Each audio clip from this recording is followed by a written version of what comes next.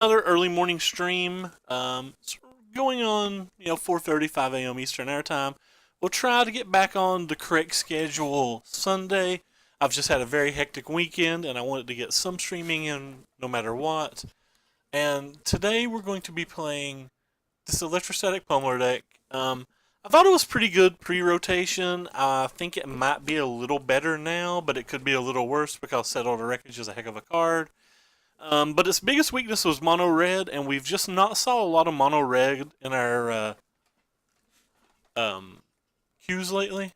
And let me pop up our stats and move it to the other screen just so we can update this as we go.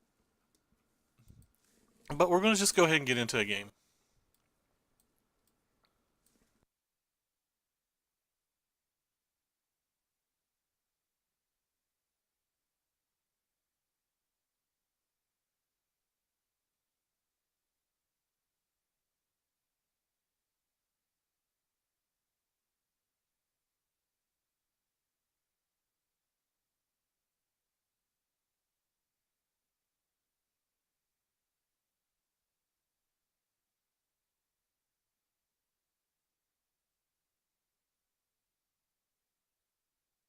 So we've had pretty good success so far with the decks we've tried this format, but we wanted to just keep it a little loose, play a few more decks. We have no green mana. We have to mulligan, unfortunately, because that hand would have been everything we wanted.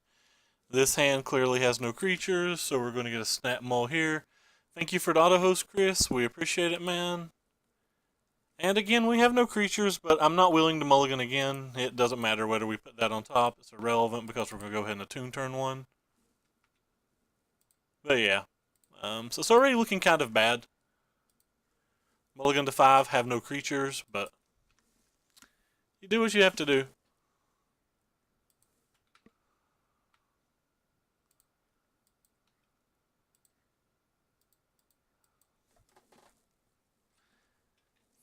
So some kind of blue deck. Probably blue-white approach, because I feel like I've kind of made blue-white approach famous. Obviously, it's probably not me, but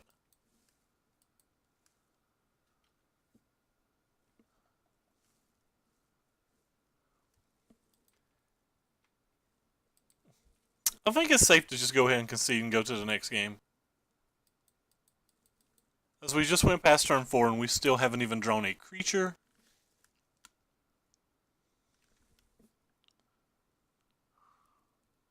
We also don't have any energy.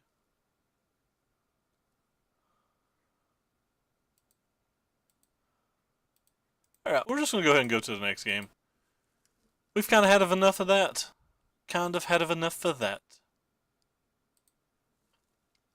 Well, alright, so versus them, I typically like to bring in all of the hasty threats. They don't always bring in authority of the consoles, and the Glory Bringers are a better answer to the cat than just Harness Lightning, in my opinion. Also, I typically like to keep the entire Pummeler package in because I believe it to be extra good in terms of being able to beat uh, just an approach. It's easy for like just to sandbag a Pummeler, have a ton of energy. They don't play an approach. You play an approach, pump it up a bunch, and throw a fling onto it. That happens a reasonable amount of time, and you don't want to overfloat on the mana producers, so generally cut those as well.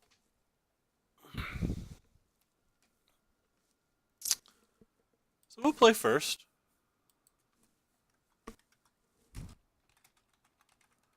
And this hand's pretty much exactly what we want. We certainly have to keep it.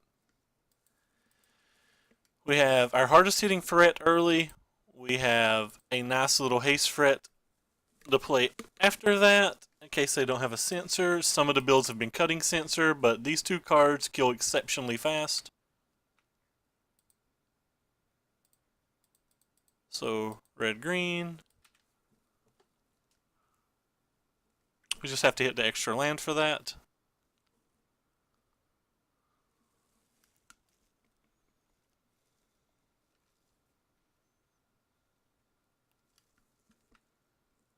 And we did not hit the extra land for that, so It's a little unfortunate. We don't care about the one energy. If he has Effort Meltdown, he just has Effort Meltdown. Nobody cares. Oh wow, he's got Slash of Talons in his main deck. Well, that's unfortunate. Pretty unfortunate. Now he's got counter spells up.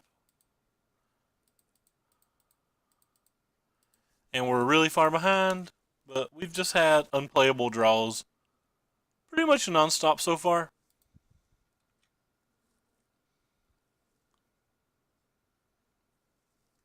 And a farm market. Alright. So his draw is lining up very well versus our poor draw, which is a little unfortunate.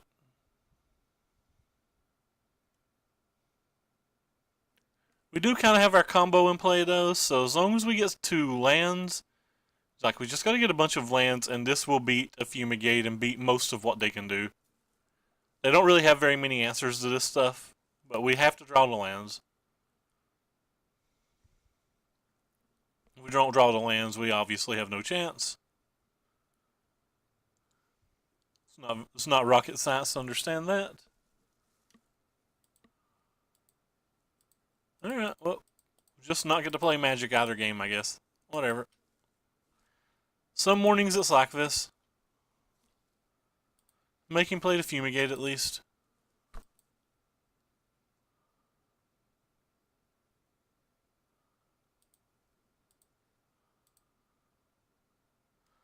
So we can play this, but that's really our only kill condition.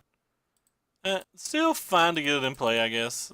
He could have another Wrath of God, he could have a cast out, he could just have a million things, but quite frankly, as you can see our hand, we're not beating very many things anyway. He just had a second Fumigate. So, yep. Sometimes no matter what happens, I think this match is exceptionally favorable for us, but we've literally had 2 draws that were non-functional. There's nothing you can do about that.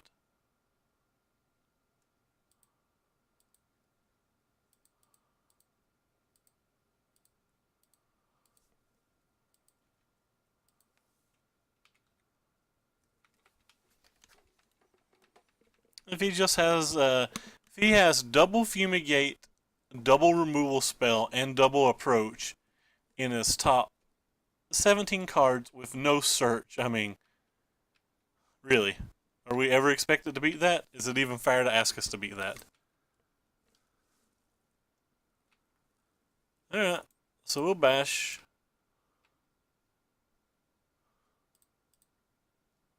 I'm not going to go all in on this because they could easily just have a cast out. Probably put 1 on this. Oh. Alright, well. We're going to use all of our mana.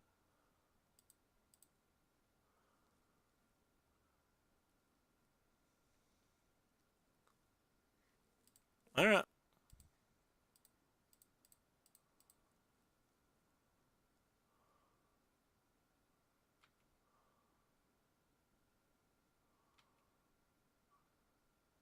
So we did 8 damage.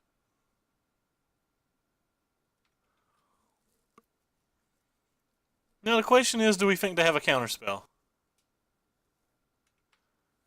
Any prediction on the top best few decks in Standard? I believe most of them will be just the basic level 1 decks. And a pull from tomorrow. And Flingerini. Pull from Tomorrow is not a great card in that deck, in my opinion.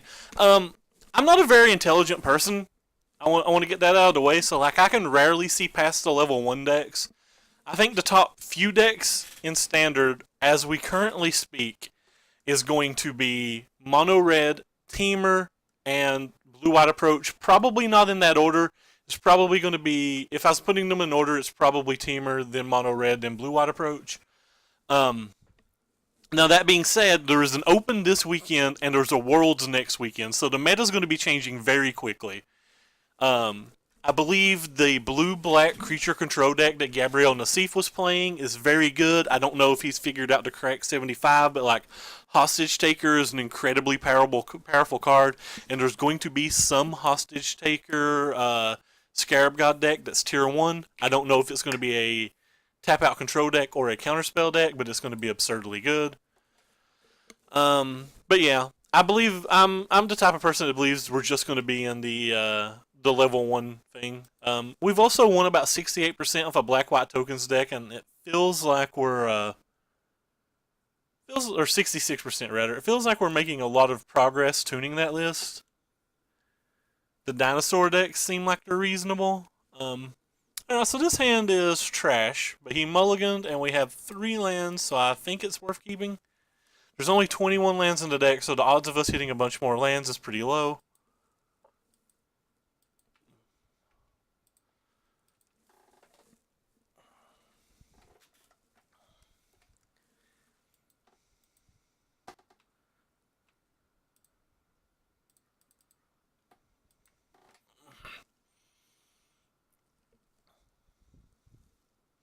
By the way, hello, Fernling306. I don't think I've saw you around before. Appreciate you stopping by tonight. Rootbound Craig. Alright, we'll just go ahead and try to play this little thing. Don't really care if it gets counterspelled. We just want some amount of energy. And he could tap out and make some kind of play that makes that thing absurd. But we're just going to assume he's not, and we're just going to attack for 1. Could have like a farm market or whatever, but if he has one of those, the Bristling Hydra will resolve. Whoops, have to play the mana first. My bad. If he has a Fumigate, that's fine. If he has 2 Fumigates, it's real bad for us. Counterspells that he probably doesn't have a Fumigate, which is good. No, that's not a counterspell, so. Our hand's reasonable. Could just tap out and cat and be dead.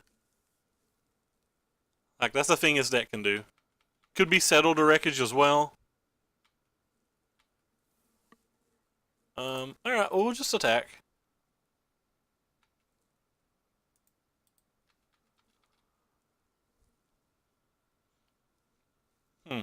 So he's willing to take all the damage. That's interesting. Alright, just take 5 then. Found you the other day by searching Blue White Approach on Twitter. Watched a couple hours of VODs. Oh, thank you, man. I think I have 4 videos up right now of a new Blue White Approach, but we still have more updates to do. We need to work in more Ascantas. We need to find room for a 4th opt. I kind of want my Gideons back. I need to at least test Farmer's Market. I don't know if Farmer's Market's good or not, but I at least need to test it. It's like something that I need to go through the motions with. Well, I appreciate you watching them. Thank you very much. Blue White Approach is our favorite deck on this channel, but like I don't like playing it every single day because I think the viewers will get a little bored of it. Alright, so opponent's at a pretty low life total here.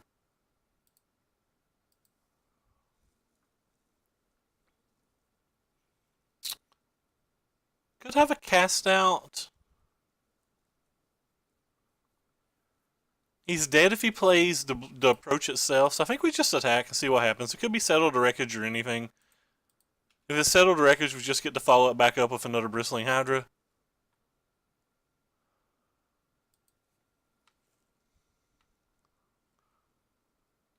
Alright. Yeah, we're still playing Effort Meltdowns. I think Mono Red's a strong enough deck that they're needed. Unfortunately, we don't have a fling. If we'd drawn a fling, we'd be winning in response to this.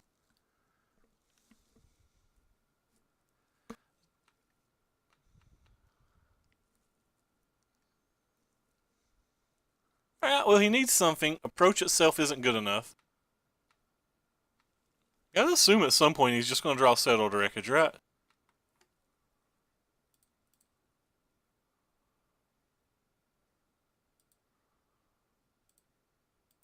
Alright, we'll just attack. We'll just keep doing what we've been doing. No real reason to do more if he's not doing more himself.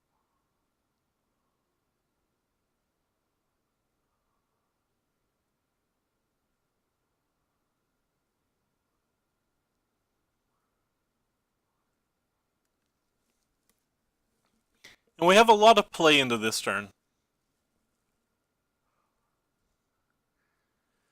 See, he could have a cast out and farm to market, which would be kind of bad for us.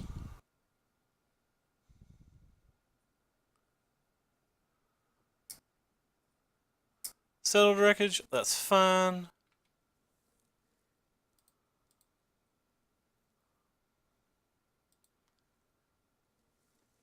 It's kind of interesting on what we play here. I believe we played Electrostatic Pummeler because it's the one that threatens lethal through a approach, and it's also the one that resolves through a Supreme Will.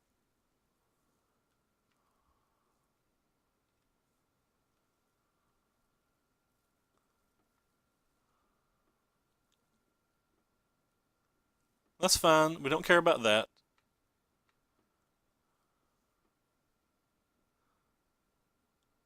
That just gives us something to attack. Oh, well.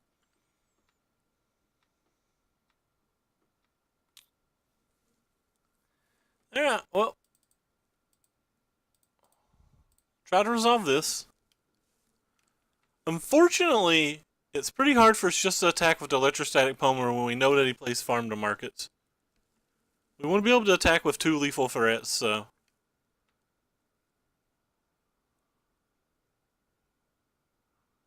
Like, we're fighting a losing battle here, but I don't think there's a whole lot we can do.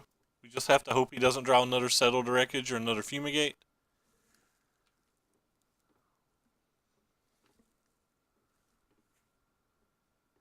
He put on top, so that's probably pretty bad. That means it's probably...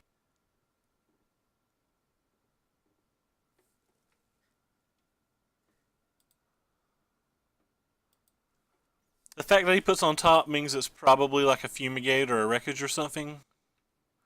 If it does happen to be a Fumigate, we're technically lethal with a Glorybringer, but again, you just have to assume he has farm to market or something here.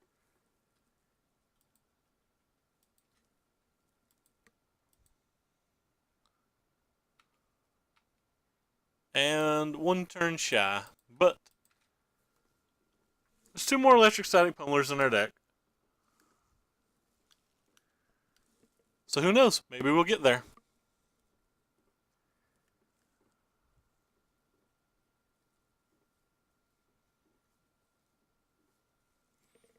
So I don't think we had a functional hand any of these 3 games.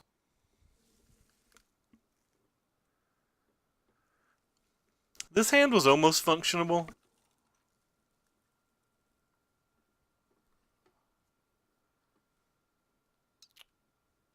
Alright.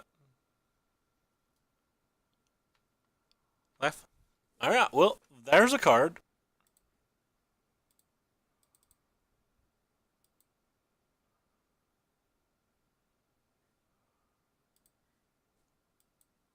So opponent's at 18.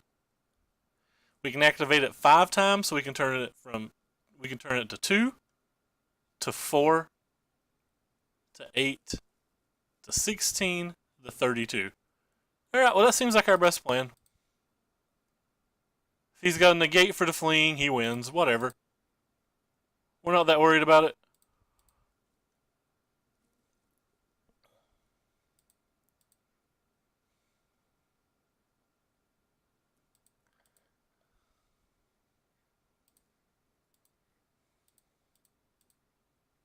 We can play for Supreme Will.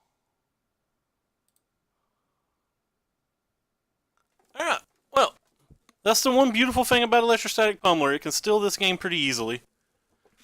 When I sideboard with against Electrostatic Pummeler, I bring in the full 4 negates to try to stop that. Because it's pretty easy for you to stop them on the ground, but it's very hard for you to beat the fling without bringing in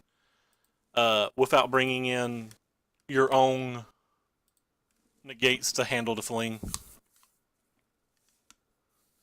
So that match was kind of an example of why we play fling in this deck, why a lot of the other Electrostatic Pummeler decks do not play fling. I believe fling allows you to have a dimension with the deck that you normally don't have before. And not just combo kills, because like you saw, we combo killed in Game 3, but in Game 2, we didn't really combo kill. We just hit him for a decent amount of damage and finished him off with a decent amount of damage. So like it wasn't a combo kill Game 2. Anyway, move on to the next match. Hopefully we'll draw lands. We are running 21 lands, which does feel a little light, so like it's kind of our own fault a bit when it comes to these land draws. But I think you have to be a little greedy right off the bat when you decide to play a deck like this. And this hand's clearly miserable, but our opponent already mulliganed to 6, and this card's able to win games alone, and this card right here is able to be cycled, so I believe it's a keep. And anytime you play this deck, you just really don't want to see your opponent play a basic mountain of any kind. You're pretty well fine to play versus any card that doesn't say basic mountain on it.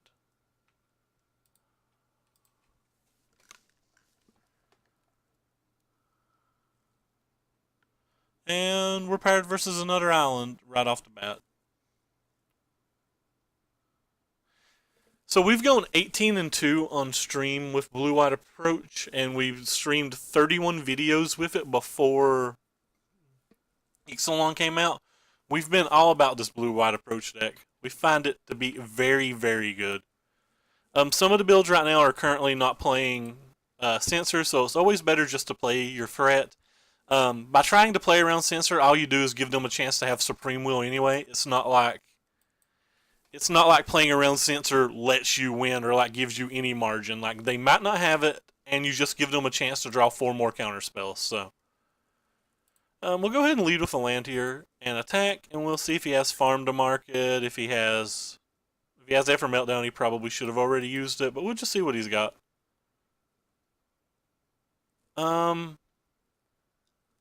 Don't actually think we want to pay here.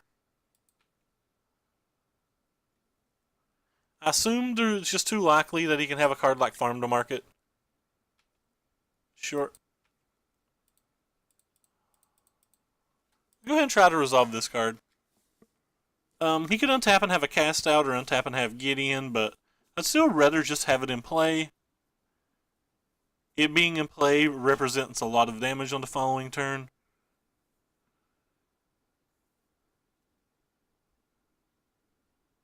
Because we can gain 3 more energy off the hub and the Effer, the Tune of Effer.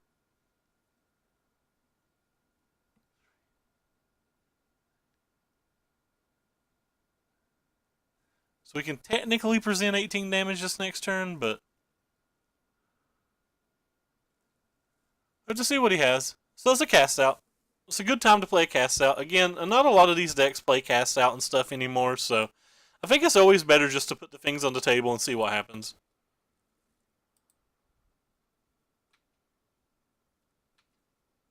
I'm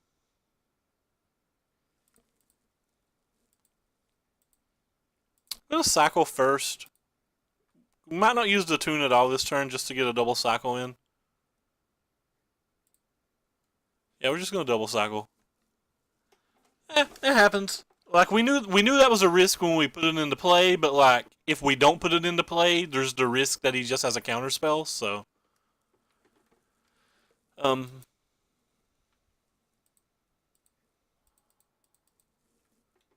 it gave us a chance to be lethal before it gave us the one chance to be lethal before Fumigate was online.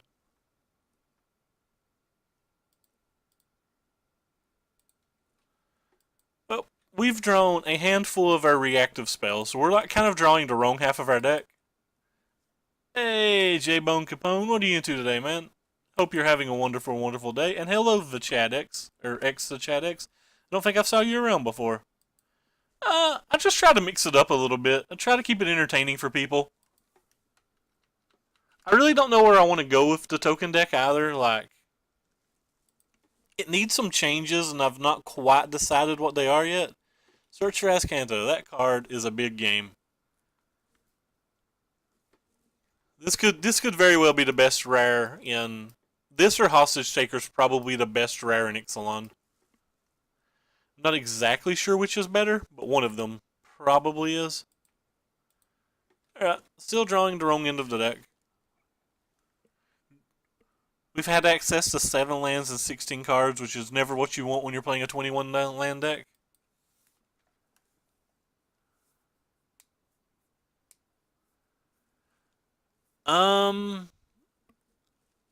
I guess versus mono red, if you use it on a Hazoret or a Chandra, you don't have to worry about a follow up Hazoret or Chandra. But I put a lot of value into the instant speed.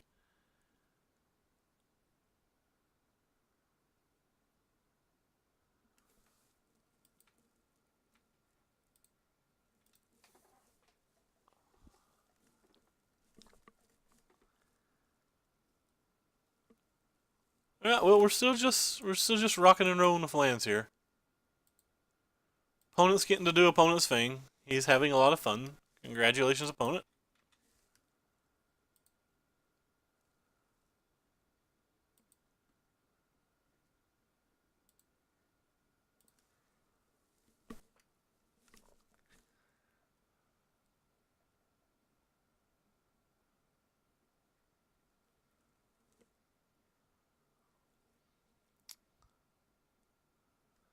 So I'd kind of like to draw either a fling or a electrostatic pummeler.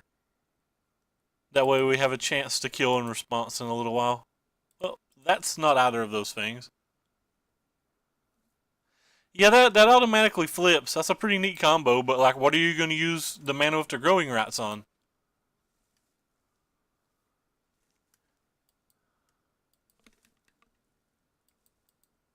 Like, I just don't know what I would tunnel that mana into, especially if I'm playing a token deck.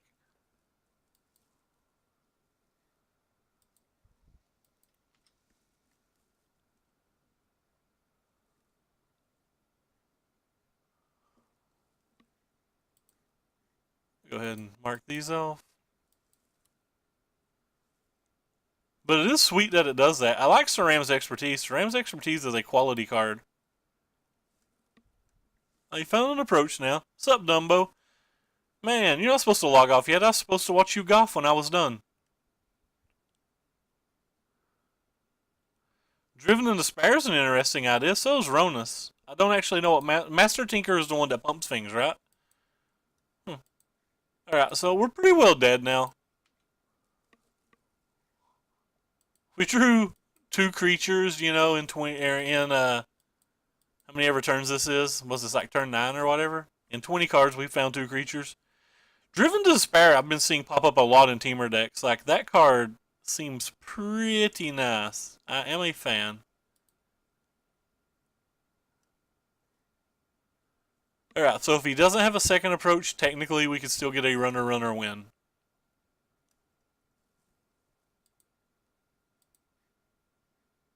Well, that's not really part of the runner win, but whatever.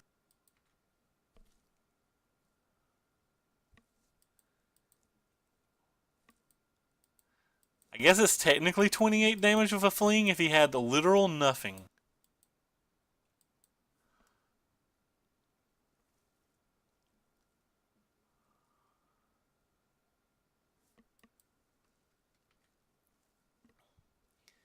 If he had absolutely nothing, I guess a fling would technically make this lethal. Oh, well, he put a Gideon of the Trials into his graveyard, so he's got so many things, he doesn't know what to do with them all.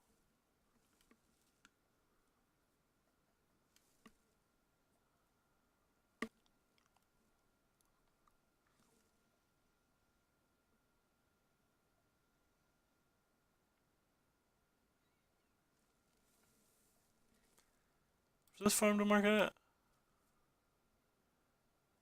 I kind of want to foil one of those in paper.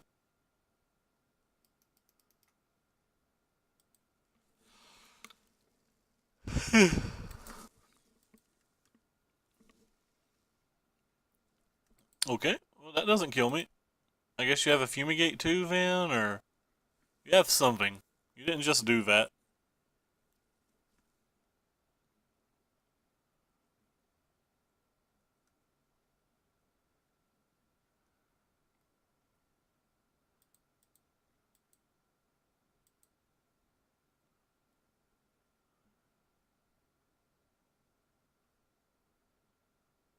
So it's 5. Alright, we can scoop on that note then. I saw the blue-green list, and it was what I originally wanted to play tonight, and then I noticed it had 19 lands and I died inside. So the same as the last game. I think the Glorybringers are a slightly better answer than Harness Lightning to a Regal Caracol, and they have haste. So I also don't want to flood on the mana producers. Yeah, I had 21 lands in it, and the 21 lands was just super. Or sorry, I had 19 lands in it, and the 19 lands was just super offensive to me. Because as you can note through the 4 games we played so far, we've had mana problems most games.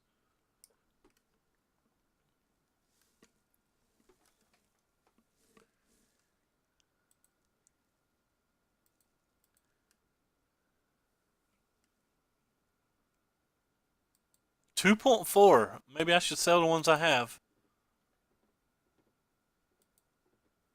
Or maybe we should just open them all. Can't believe your stream's over. I was going to fall asleep to some golf here in a little while.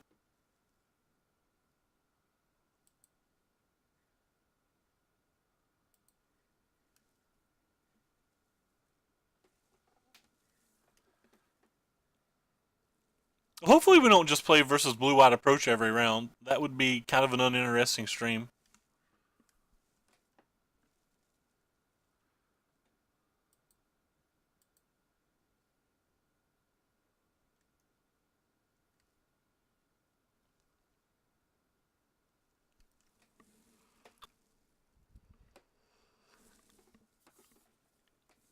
Man, you know my luck. Selling's never, or opening's never that good for me. If we get a pity chest in this event, at least we'll open. How about that? We'll try. We'll try one. We'll open one if we get us. If we win one, we'll open one.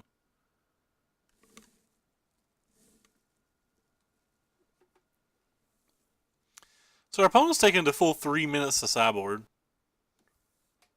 You know, I just realized I don't think I updated the deck list. No, I did. I did update it.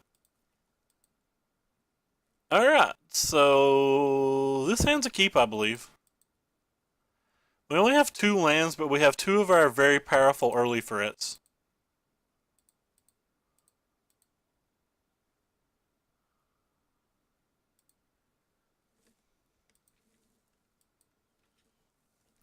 We'll probably lead with the Lone Tusk Cub.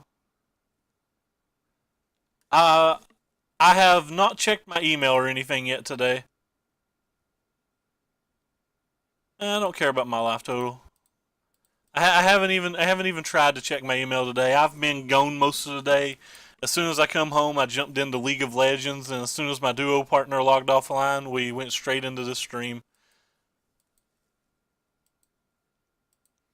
So we've been hitting it. We've been hitting it pretty hard today.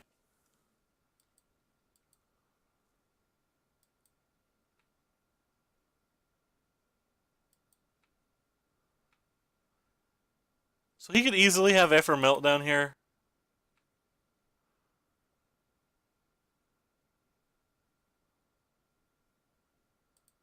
So at least pump 1, but I don't think we'll pump 2. Alright, well, he either A, didn't have an Effer Meltdown, or B, didn't care. Not exactly sure which.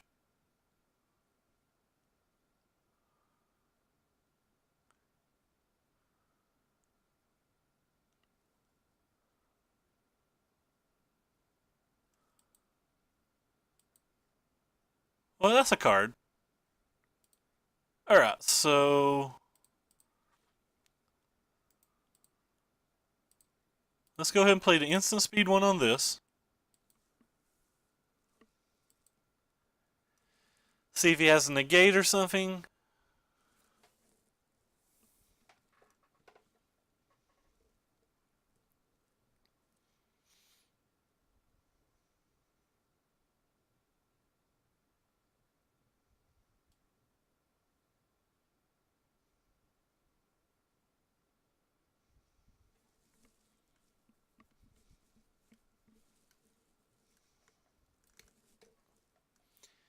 Alright, opponent. Decision time, my friend.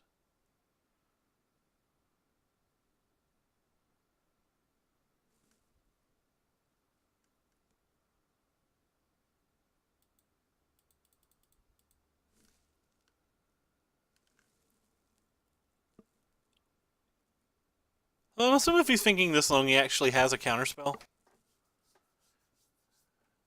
He's just trying to decide what to do with it.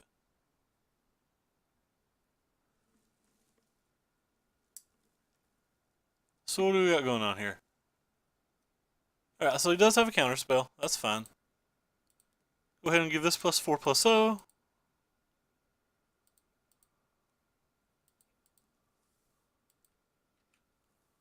And attack for 12.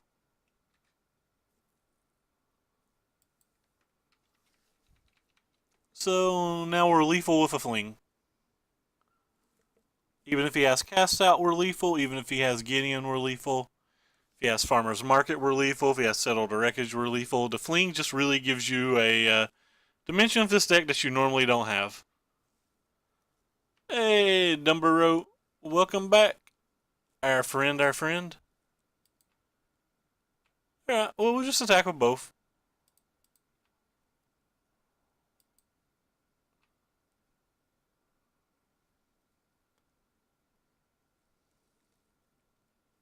Destroy target attacking creature. Just fine. We won't show him the fling, so we'll just give this guy the +4. That way he doesn't have a chance to see the fling.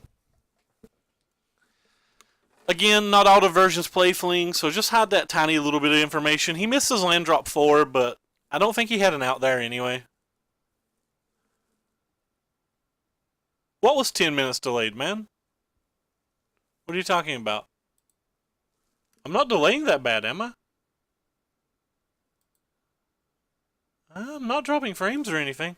Anyway, we don't change sideboard on the play or the draw here. I'm not sure what you mean by 10 minutes delayed.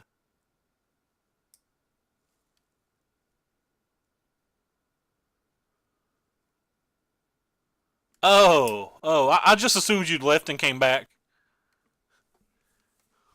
Yeah, okay, got you. I just assumed you'd left and came back. So what do we got here? We have our best threat, and we have an answer to a high market. So opponent mulliganed to 6 and kept his hand. And he put a card on bottom. I said high market, but I meant farmer's market or whatever.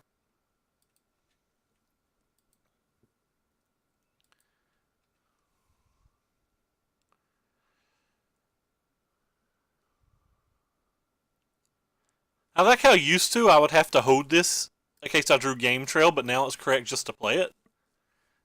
It's kind of an interesting little difference in the deck. Just how you play your lands compared to like the game trail lands compared to the buddy lands, I guess is what people are calling them. It's just kind of interesting.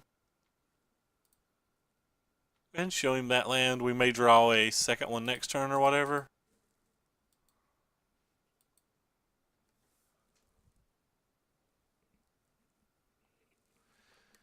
So if he has Gideon here, that's fine. We get to smash Gideon with the little Lafnium Helium.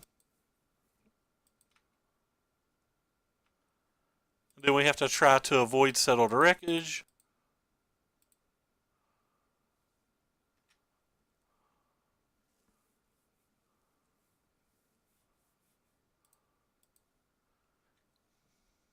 Gideon gets got. You're got, Gideon. Do I want to pay 2 to prevent this? Well, yes, we would love to pay 2 to prevent that. We would like to pay all the 2 all the time. Yes, 3 planes now. Alright. Let us begin our turn with this little servant, in case we need to pump this up for some reason. And get us a little attack in here. We'll save the Bristling Hydra and the Electrostatic Pummeler in case he has a Fumigate or in case he has a Settle to Wreckage.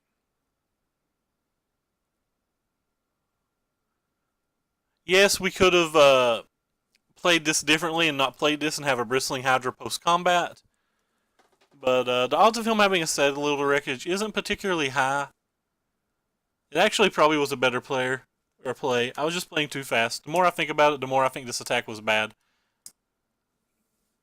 So target player sacrifices target attacking or blocking creature. Well, we're going to obviously Blossoming Defense that.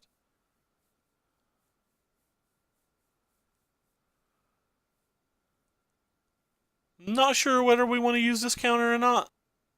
It's probably fine too.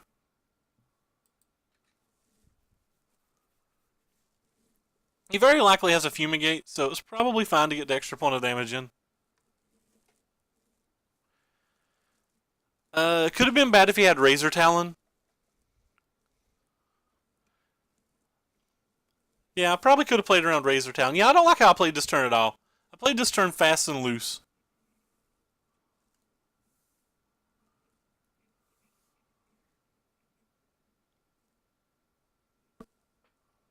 We're going to snap pay this 2 energy, by the way.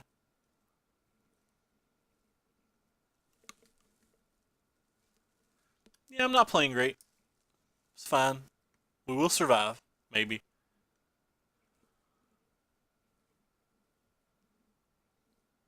So he's cycling a cast out even. Interesting. Sure, we'll save our dude. So I have a 4, 5, 6, 7, 8, 9, 10, 11, 12 point attack next turn if we use the Oasis. Probably not going to use the Oasis, of course.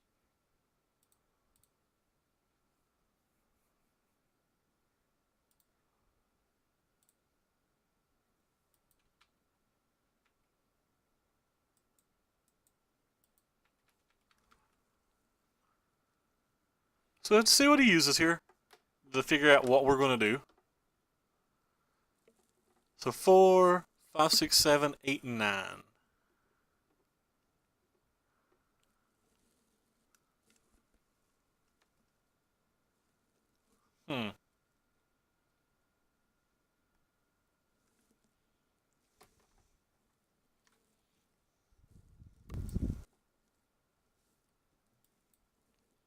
Sure. We'll just do the 9. Alright, never mind. He has a cast out. We will not do the 9. Oh, he has a Settled Wreckage. That's even better for him. So red, red,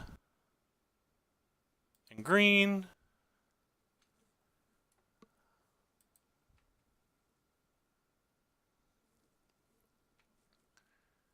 We'll play our biggest threat that can protect itself.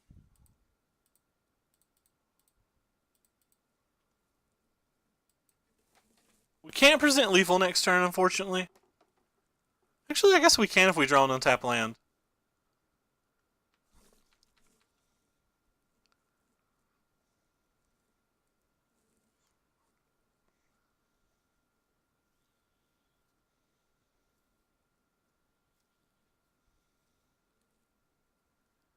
So that's a 6th land for him.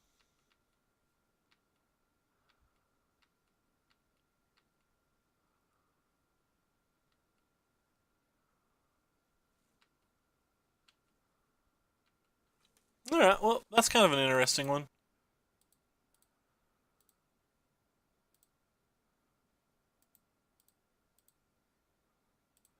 So go ahead and start with this.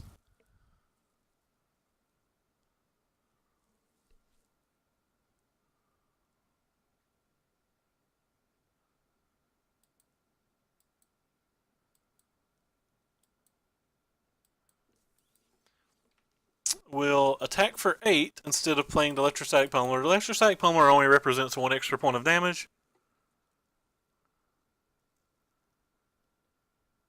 So Supreme will.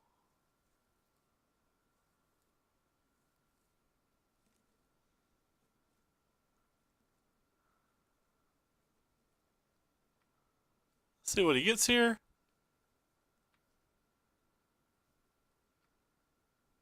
So they go down to 3, and they could potentially go back to 5.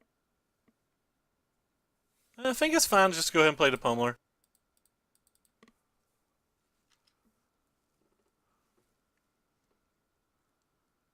I do believe that's updated, but don't quote me on it.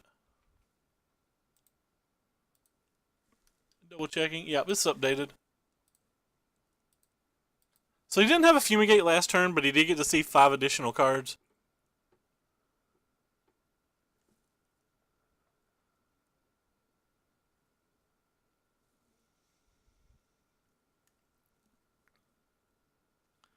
the reason I went ahead and played the Pummeler is because I wanted to be lethal through him having a Gideon or a cast out. The odds of him having an extra cast out, an extra Gideon, or an extra Farmer's Market seemed a lot more likely than him having just a settled wreckage.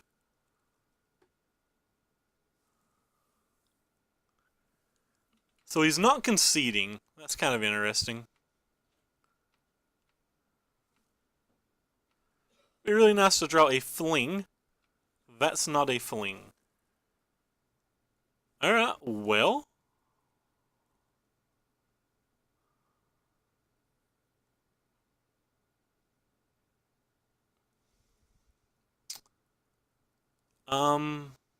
So if he has a Torrential Gearhulk, Torrential Gearhulk can go up to 9? Or he could Torrential Gearhulk and just settle the wreckage.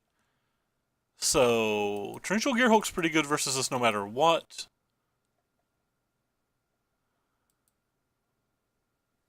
I think it's safe just to attack with these two then. And save the Bristling Hydra for a later attack. And that would beat a cast out, and that would beat a... That'd beat a cast out, and that'd beat a farm to market pretty easily.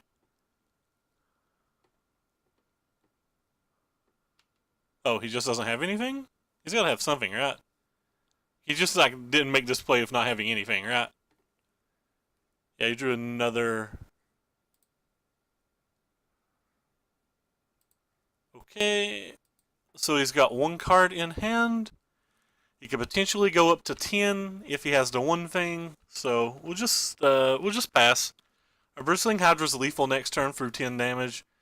It's lethal through most things that aren't Fumigate. So, alright, he's got an approach. And we just deal our 10 next turn.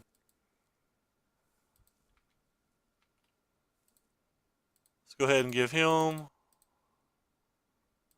Sack this little thing. Sure.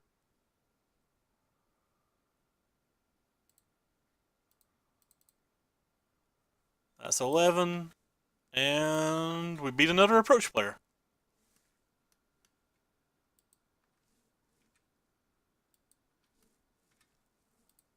Alright, so let's go ahead and start up the next queue. Remember, if you like what you're following, the 16 of you, make sure to give us a follow. We generally stream at a little bit more friendly times. However, we've had a very busy weekend and we're just trying to get a stream in at all. I'm trying to stream pretty much every single day. Also, if you like what you're seeing, make sure to click the links below to both my Twitter, where you'll see every time I go live, every deck list I play, and a link to my YouTube, where you'll see replays of all of the streams. A little content that's unstreamed, but not much. Also on the Twitter, or also on the YouTube, if you're watching from there, keep in mind on every video there's a description to both. In the description, there's both a link to the Twitch, the Twitter, and the deck list we're playing that evening. So we're currently 2-0 right now versus Blue-White Approach twice. The Blue-White Approach match gets a lot easier when you have this card because you can kill them without an attack step. And but beyond that, Blue-White Approach is typically good versus these mid-range green decks. But the fling just gives, you know, they cast Fumigate. Sometimes you just untap, cast Pummeler, pump it a bunch, fling them. Or later in the game, you know, they cast Approach. Again, sometimes you just untap, play a dude, pump it, fling them. I do like this more than the blue-green list. I wanted to play the blue-green list today. I had vaguely saw it earlier in the week, and it intrigued me. I like the idea of being able to tutor. For Electrostatic Pummeler while having 8 different ways to protect it with the 8 cards that give hexproof now. But when I went to steal the deck today, it only had 19 lands, and it only having 19 lands was pretty short to me. Like, we play 21 lands, and I don't feel like we have enough lands. I feel like we need 22. So when I saw 19 lands, I just kind of abandoned the idea because I didn't really want to brew it for scratch. Well, we have a black-white token list we're working on and tuning. We're still tuning blue-white approach, but again, you know, at this point, everybody's tuning blue-white approach. But I feel like we were one of the first people on that bandwagon, so deck has kind of a special place in our heart. Gabriel Nassif's blue-black deck is something I want to visit as well. But as of right now, we're really just working on tokens and blue-white approach. Um, Looking for more ideas too. I've not had a chance to actually read the entire spoiler. I've read most of it at this point, but I've not had a chance to read it all.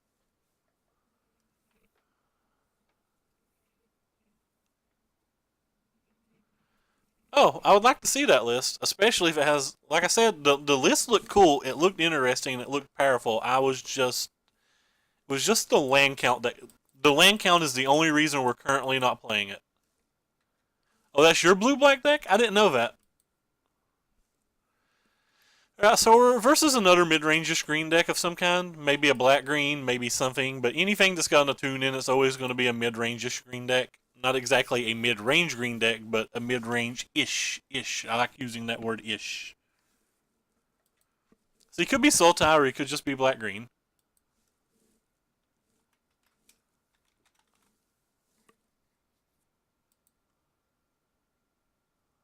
Oh my god, I just realized something.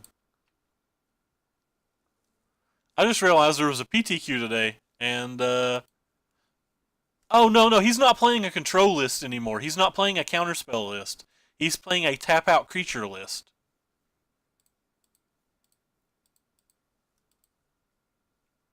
One second. I probably don't have his newest list, but let me flash what we're talking about for the screen so people will know what I'm talking about. Um, Go ahead and have 6 there. This is his newer list for the people that are on. Again, this might not be his current exact 75. He updates his deck every day, but this is the last list that I watched the stream play. Popping it up so the Twitter can see it as well.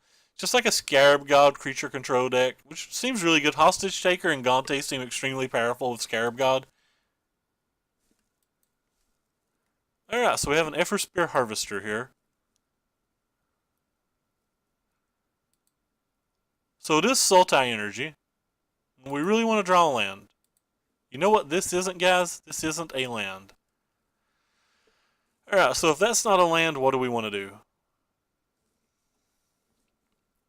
Feels like we get really far behind if we just played a Servant.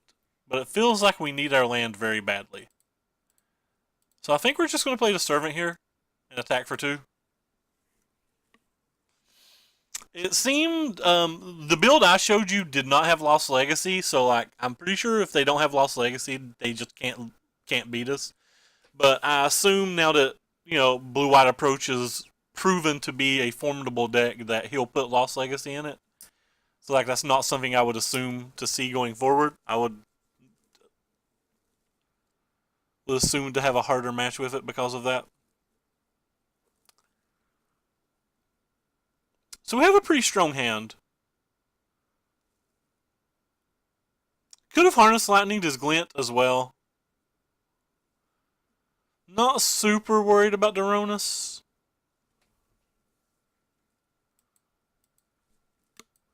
Get a little more worried about it if we don't draw lands.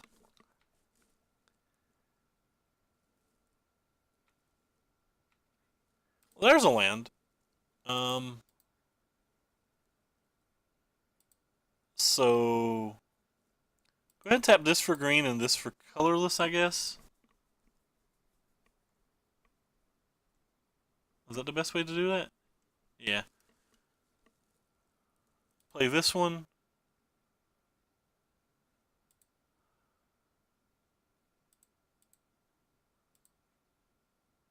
Whoops.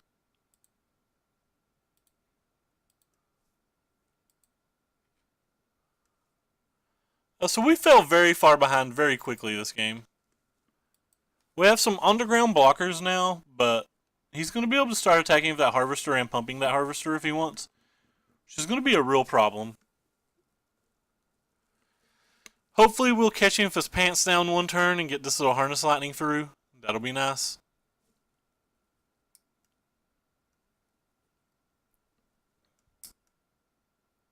So he's got his own little Lone Tusk Cub. Let me, first of all, I'll pop this up so the chat can see it. If you're on Twitch or Twitter or whatever, You can take a screenshot of it, and then I'm going to pull it over to the other screen so that I can look at it while we're playing our game. Alright, so what do we got here? So he added the 4th Bristling Hydra. He cut 2 of the dive downs. That's kind of interesting. I love the dive downs. It's one of the things that drew me to the deck. The Nissas are just very powerful cards right now, I believe. Alright, so we have no blocks that we can make. So let's think about what we can do on our following turn. Well, that's unfortunate. So there's no way we can win then. He had the Fatal Push 2. Are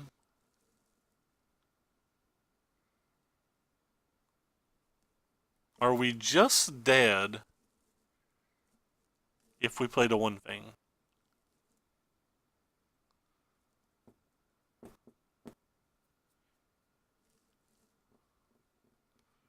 I don't think we're just dead if we play that, but he gets another giant boost of power, right?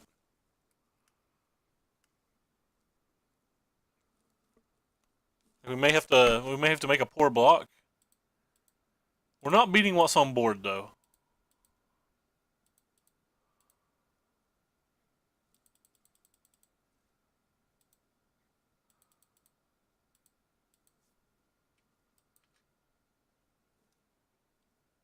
So if he attacks with that in the air, and he attacks with that and that, I can't block that, and he can pump that just once, so we're not dead, I don't think.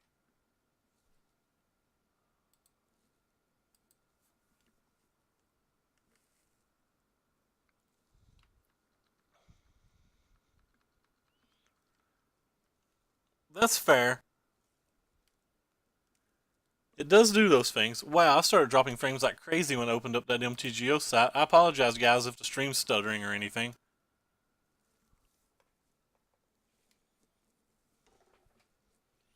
I'm not actually sure how to win this game. I feel like we're so far behind that it's going to be very hard for us to win. He still has 7 cards in hand as well.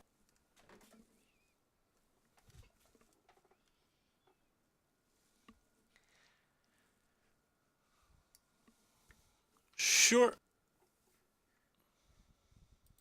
How's he been doing with the deck?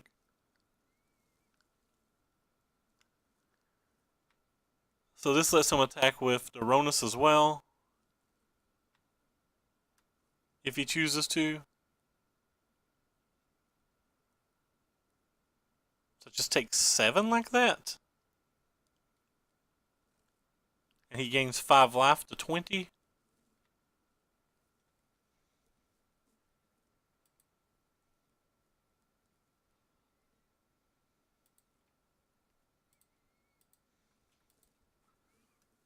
Alright.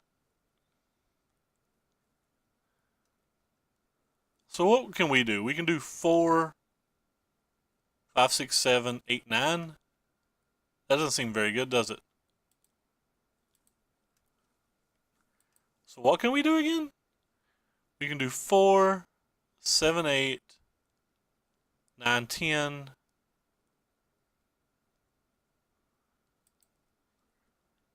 4, 7, 4, 4, 7, 8, 9, 10 with the energy. We can do 18 back. 18 doesn't quite do it, friends.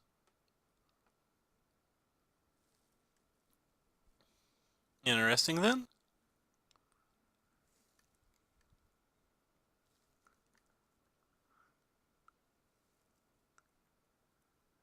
Five oh 414132, but now it's caught on. Well, we have to leave the Harness Lightning up to even have a chance to win, which means we also have to leave up all of our blockers because of the Menace. So that leaves us with a problem, boys. We don't really have an out here.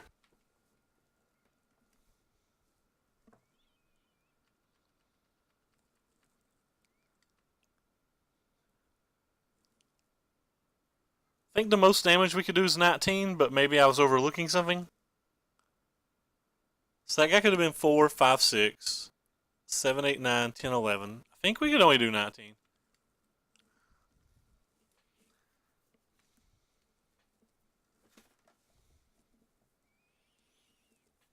Alright.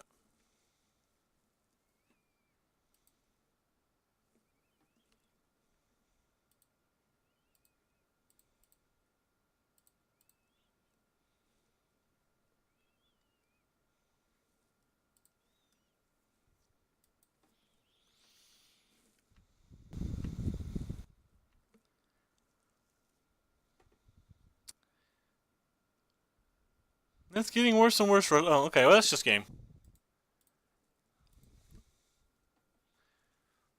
Alright, so moving into the sideboard. We've lost every game won tonight. I do believe the Glorybringers are good in this match. These other removal spells don't seem particularly good.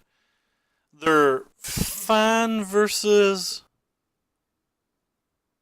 early Long Tusk Cubs, okay versus Glints, okay versus Rogue Refiners.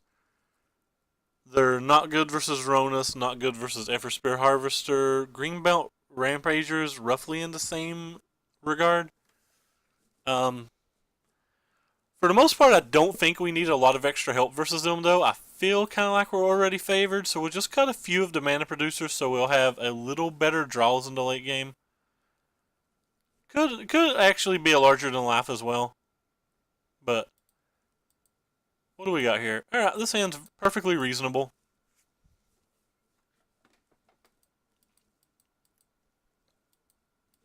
And he's mulligan to 5, so his hand's perfectly unreasonable. There's no artifacts we really care about.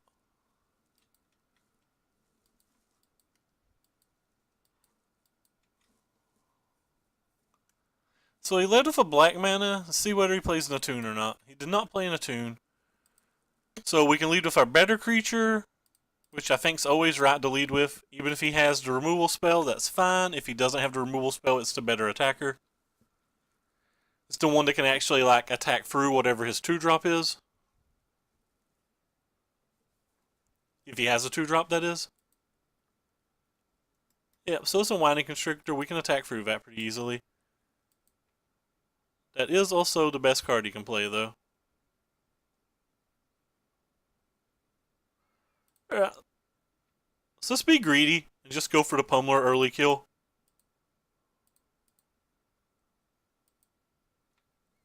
So this makes him not be able to block. Or if he does block, he's just eating 2 energy, which we're more than happy to do.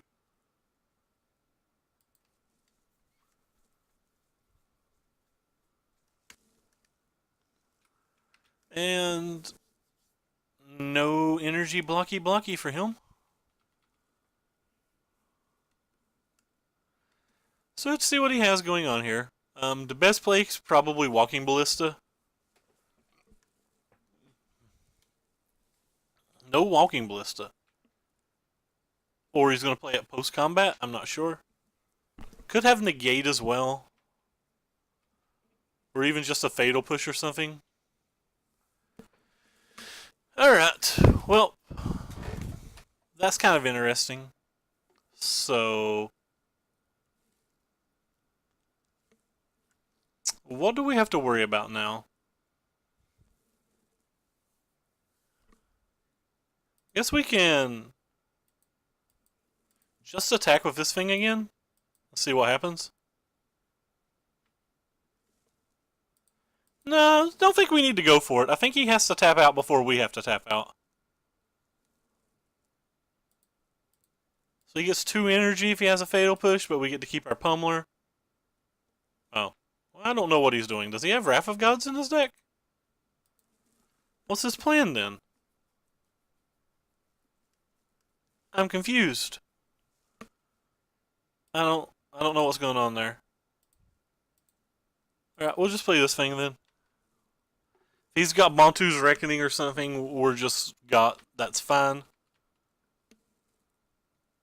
Oh man, how good would Bantu's Reckoning be? From the Creature Energy deck.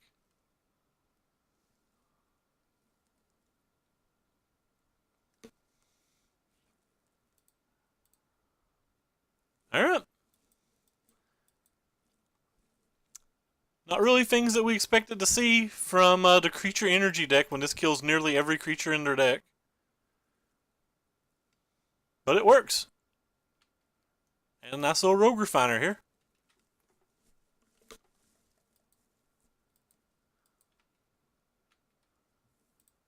Alright, well, we'll do what damage we can while we can.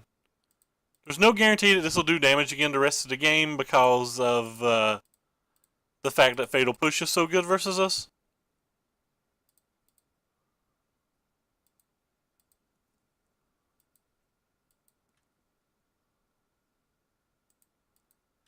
And this puts him low enough to where like we can top deck a Glorybringer and just deal 5 if he does kill our thing. Or deal 4 rather, I said 5 but I meant 4.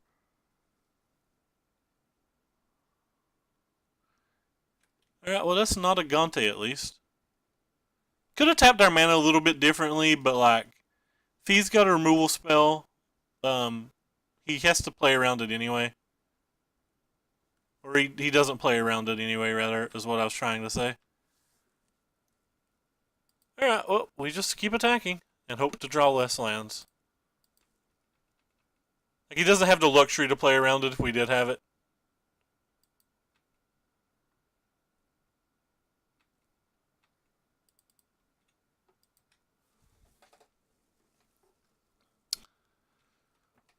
So it looks like he doesn't have a removal spell, which means Glorybringer, Fling, one of the 4 additional cards that gives this thing Trample are all good enough. And they're not good enough much longer.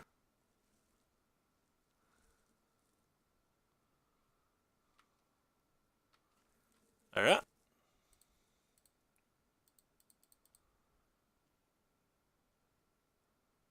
Well, we got there.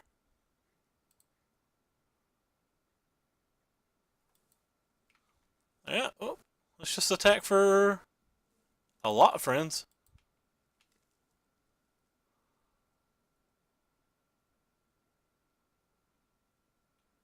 He chose not to block.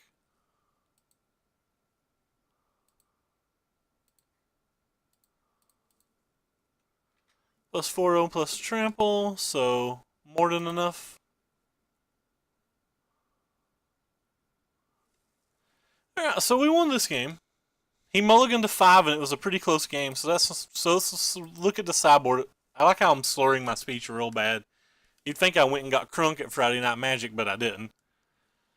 So let's think about the sideboard a little bit more now that we have such a hard problem. We don't really have anything that deals with Snake, and we have no artifact removal whatsoever to deal with the Harvester. We have a few things that can kill Glint. We have a few things that can kill Rogue Refiner if the games play out in that manner. I believe the Servants are a little stronger on the draw than they are on the play. They're probably a little bit better than the larger to life. So let's just make that swap and try to get some turn 3 Bristling Hydras. Hey, BG Goose 321, how are you doing, friend? You having a good morning? Well, we have to mulligan. We have no lands. It's our turn to mulligan now. And this hand's pretty weak, but I don't really want to go to 5. So I think we'll keep it with the Scry. And we obviously want that, but we don't even have a red mana. On top of not having a red mana, we don't even have a 3rd mana for the Pummeler. We draw another deadish card. I'm going to have to roll off a few lands here and then find a few energy before we get buried. This was probably a mulligan, but it's kind of a greedy keep. But we're playing a greedy deck, so a greedy keep seems okay. Oh lord. Well, they had their fantastic draw. Oh yeah, they had their fantastic draw. That's insane. Oh well. So, how can we win now? They'll have no removal spell? Is that our only chance?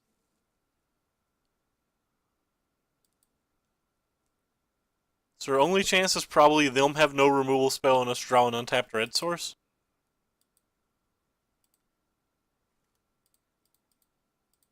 Alright, if that's our only out, that's our only out. We have to play to it.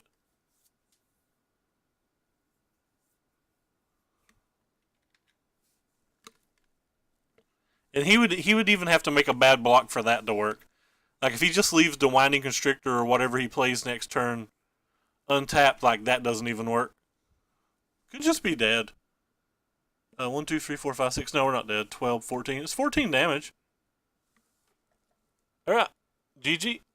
So we have to chump block and we're dead. We have no out. Yep. That's fine. We got crushed. Go ahead and jump into the next game.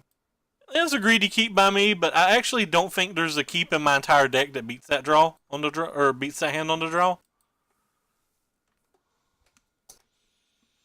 I don't think I have a draw in my entire deck that beats that. I'm not entirely sure, but I don't think I do.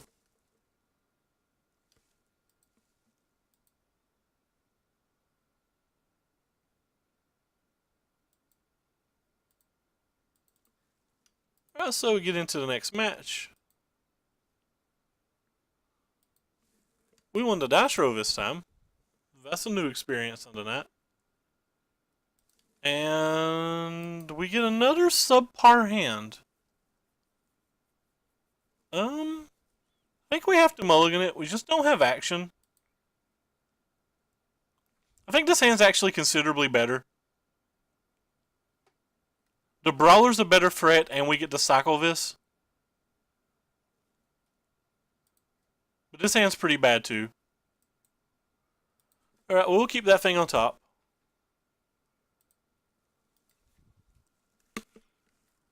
That was literally the best draw I think we could get.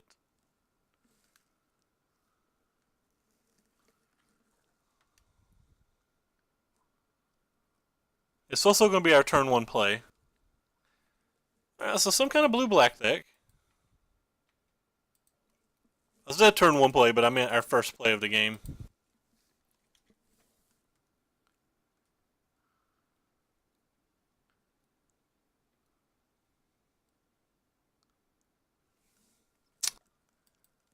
Well then.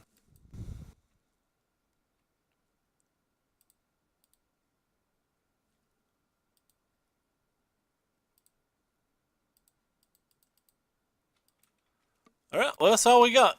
Hopefully our Grixis opponent, who's probably a mono removal deck, doesn't have more removal.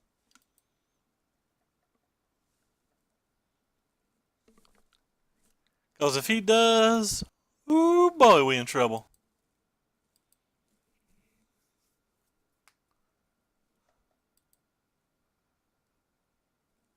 Alright. We didn't have removal, so I guess that's good. Strategic planning, opt, mountain. Fair. Cycle this thing. Draw nothing usable. And get across the table.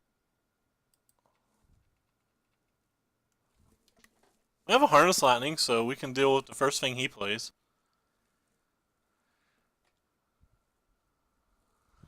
Drowned Catacombs, New Art's kind of nice.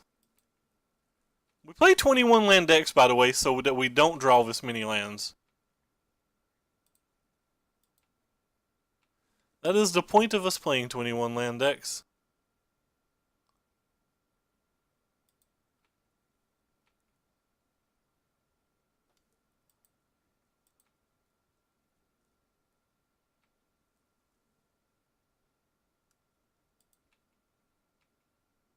Alright, well, we'll just play a Servant. It attacks for 2. It also provides a nice energy buff in case we need to kill a Scarab God or something next turn. Hey, thank you for following King Gamer TB.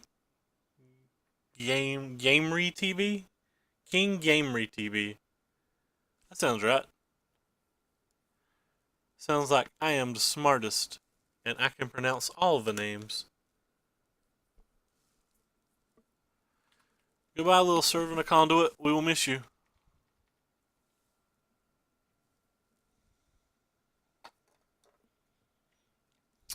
We will miss our favorite conduit servant. And we really need to draw Bristling Hydra now. Ask and you shall receive. So we drew Bay. Bay ends games pretty quickly, but he could have a Scarab God here. Even if he does have a Scarab God, we pretty much have to kill it, I think. He could have Torrential Gearhulk as well, but Torrential Gearhulk's not as brutal for us.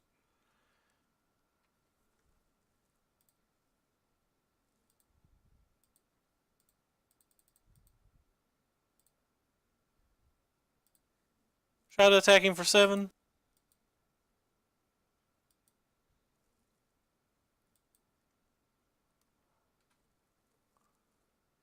Alright, so he's got a Gearhulk here.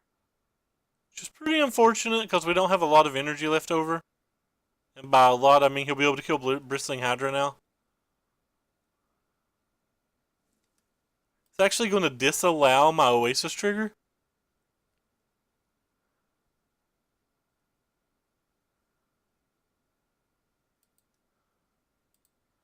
It's kind of interesting.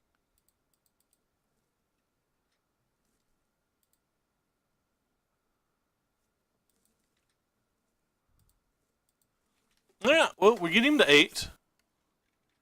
We cannot protect our Hydra at all. Another Torrential Gearhulk is incredibly brutal here. He cycled a Fetid Pools. Worst case scenario, he can make a 2/2 and block with his little Zombro over there.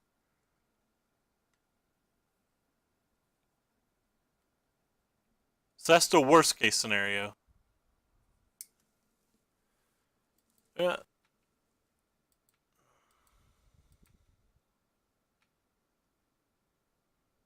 I messed up. He could have Fatal Push now, and I could have lost my Bristling Hydra. I was supposed to play the Voltaic Brawler pre-combat. That was a pretty bad player. But he's just taking it, though. That is one of the braver takes I've saw in a while.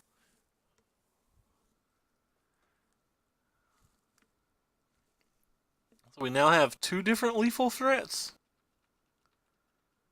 To see what he has here. Opt. What do you got going on, mate? He put it on top, so whatever it is, it's a good one. 2. Okay. Oh, nice. So now you can get him another one out. And we need anything that gives Trample to win here. A Fling also wins.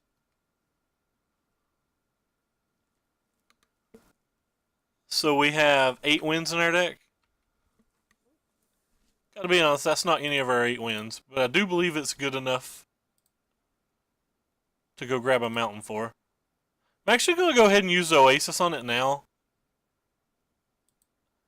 That way, if he double blocks, I don't have to use all my energy.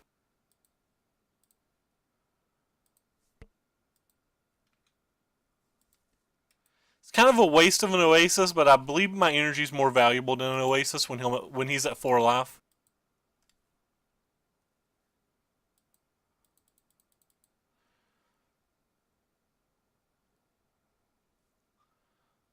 So Torrential Gearhulk's bad for us, and Land Scarab God's not great for us.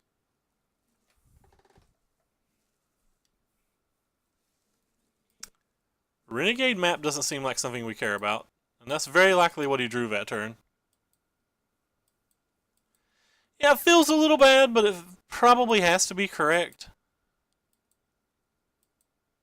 Alright, well, even if we have to trade this with like a Gearhulk or whatever, we have a little Lone Tusk Cub to back it up, which is nice.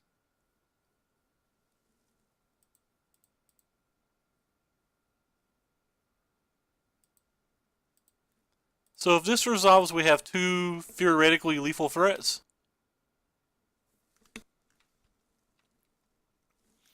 I say theoretically lethal because he could have like a Veraska's Contempt or something for the Lone Tusk Cub. Maybe a block. I don't know. Like the Long Tusk Cub might not do anything, and he may just have to beat the Bristling Hydra. It's kind of odd. He waited till his main phase and then used his Renegade map after he'd already drawn. So you could have a potentially large number of things there. Well, that's one of them. Uh-oh. Never mind. I said uh-oh, but for some reason I thought he was casting a Scarab God. Scarab God. I have Scarab God on the mind. I'm obsessed with Scarab God. It went over $30 today on Moto.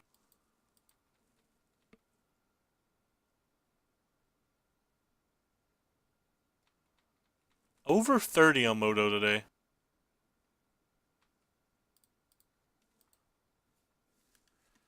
It's getting close to 30 in paper as well. So again, we have potentially 2 lethal threats.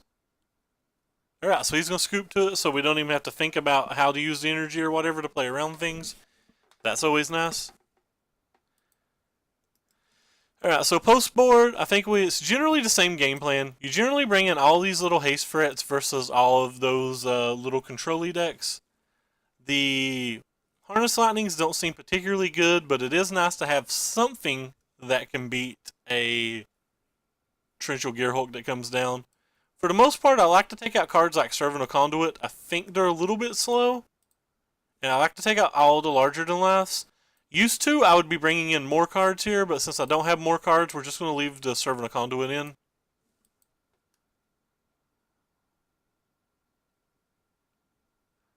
Hey, Dan, what's up, man? We missed you at draft last night, man. I think I bought in at 5 or whatever, and I had planned on selling out, and then I was just too lazy to, and I got rewarded for being lazy. And thank you for following Kazi I apologize if I pronounced your name wrong. I believe it's Kazi Zhang. But either way, I'm sorry if I butchered your name, and thank you for following.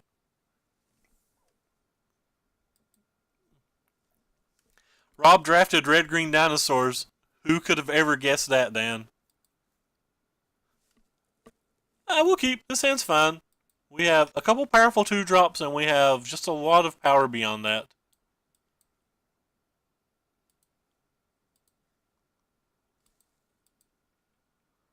But I do apologize. I believe that's a Chinese name, and I apologize if I spelled it wrong, and also apologize if it's not a Chinese name.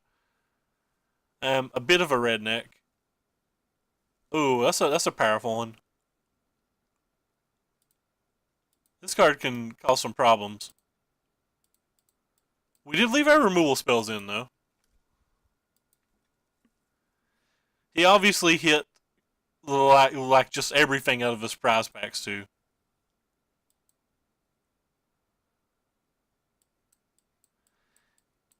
Yeah, I just have so many games like this that going down to 19 lands feels filthy to me.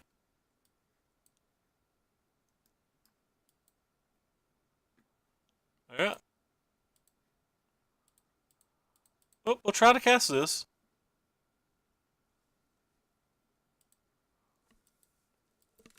And we'll attempt to trade because, again, there's only 3 removal spells in this entire deck.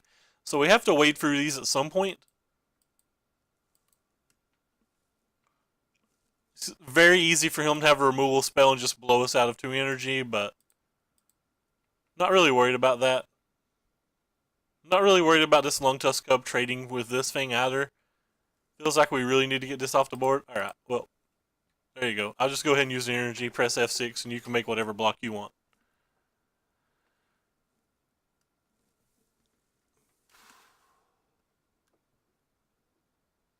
I was at the opposite table from him, but I was also red-green tonight, but I opened a Regisaur, and then the new raid Hammerbow Garden, so like I don't feel like I had a choice. Thank you for following Nazi1122. We appreciate it, man. But that's rude of our opponent. We really wanted to hit our land, and I'm sure he just like got 4 land off the top of our deck or something insane. It's kind of an interesting one here. You're my technically best threat, but we don't really have enough energy to think that you're going to get to stay and play a lot. So I'm actually just going to play this, and I'm going to pump this up with Trample.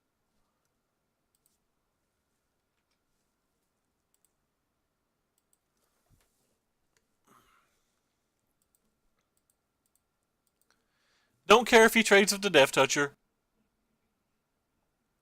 Kind of want him to. We just have to plow through those Death Touchers at some point anyway. We don't have any pump spells in our hand. We sideboarded out 2 of our pump spells in general, so our Electrostatic Pummelers aren't particularly great until fairly late into the game. So I believe it's okay to just try to wade through them.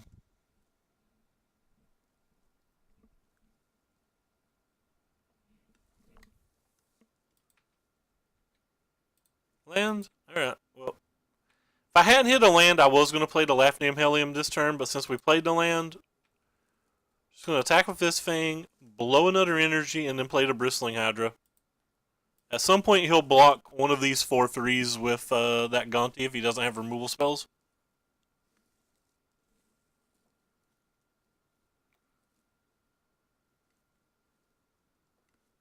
So argument to wait till we have, because of Vraska's Contempt, that we could wait till we had 3 energy and then tried to protect our Hydra like that. But with all the gas in our hand, I'm not actually sure that we have to worry about that.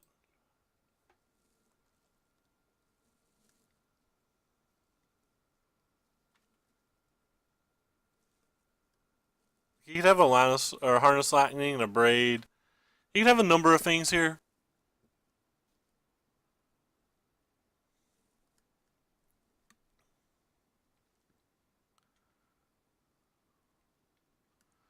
The card we're fearing the most is Torrential Gearhulk.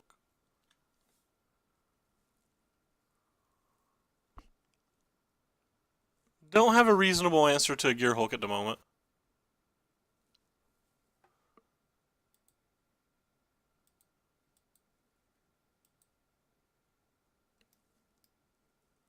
He used our Lightning Harness, which is kind of cool.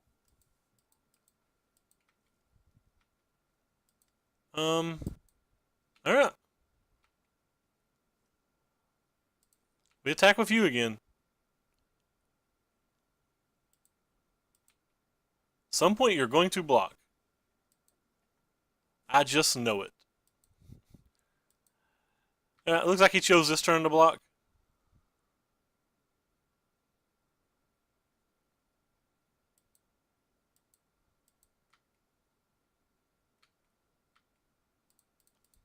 I'm going to lead with this one. This one could technically be lethal next turn depending on a lot of things. It's also the one that better attacks through a Torrential Gearhulk on the current board. Alright, so he's down to 2 cards.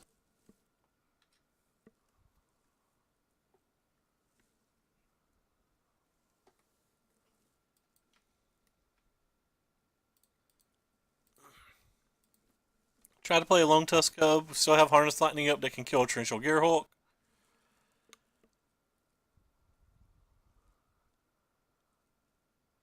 Sure, I guess he's going to disallow it.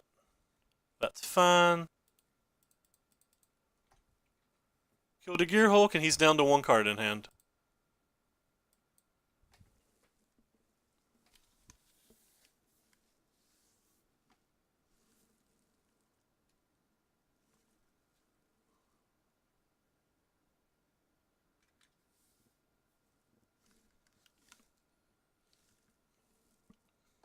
You just getting up for work, Dan, or you just getting home from work? Ooh, Imminent Doom. Creature or player. That's a nice one. Alright, so I guess we'll start with...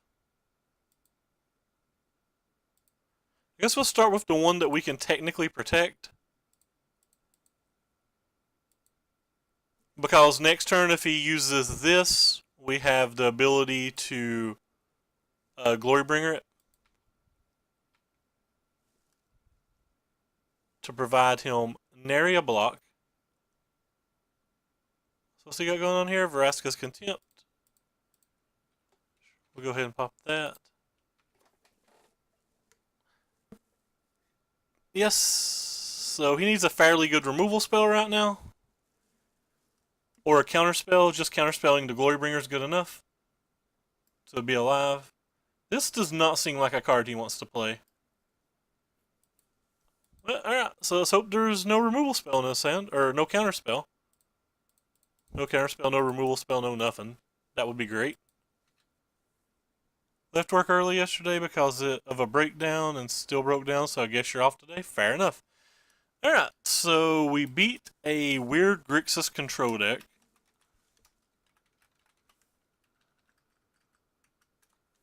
I kind of like this card. I always wanted it to be good. I opened a Russian foil of it, and I was kind of hoping it would go up in value or like somebody'd find a way to use it, but it is a little bit slow. It runs into a lot of the same problems that As Fate Foretold runs into. It just takes so long to get going that you have to get such value out of it to make it worth it. Anyway, I want to thank all 19 of you for following and watching us tonight. If you like what you're seeing, please drop us a follow. And if you really like what you're seeing, remember there's links down below the stream to both my Twitch chat or both my Twitter, where you'll find every deck list we play every time we go live, and a YouTube where you'll find a recording of all of the streams. And if you're watching from the YouTube, keep in mind that in the description below the video, there is links to both the Twitch, the Twitter, and the deck list and all of them. We normally play Blue-White Approach here. It's the deck we play the most, but we like to keep it fresh and try some new decks occasionally. That way, because some people get tired of watching the same thing all the time. And Caleb Durwood, a few hours ago, was already streaming Blue-White Approach, and I figure most people who want to watch Blue-White Approach probably already watched him. And I feel like the changes I need to make to Blue-White Approach involve adding a third, potentially a fourth Azcanta, and I'm a little too cheap to spend the $7 on them today. Kind of hoping they go down to $3 tomorrow, and we'll probably get back to it Sunday, and we'll be streaming at hopefully a more reasonable time Sunday. I know 6 a.m. Eastern when I'm I'm from the US is kind of an early stream. All right, so this hand's everything we want. We've got a Tune on turn 1, which might be the first time we've had it tonight. We have a great 2-drop. We have a Mana Producer. We have an Electrostatic Pummeler. We don't really need the Mana Producer, but well, take it, fam. So let's see what they have. So it's another blue-black deck. Is it the same opponent? It is not the same opponent. Always have to check because there's so few of them out there these days.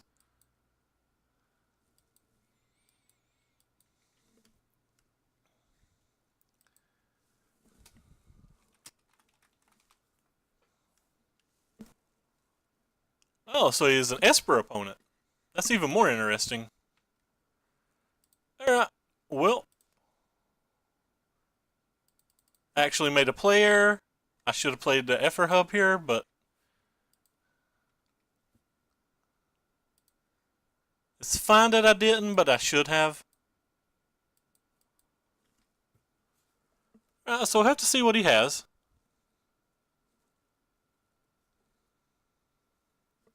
Just a champion of wits.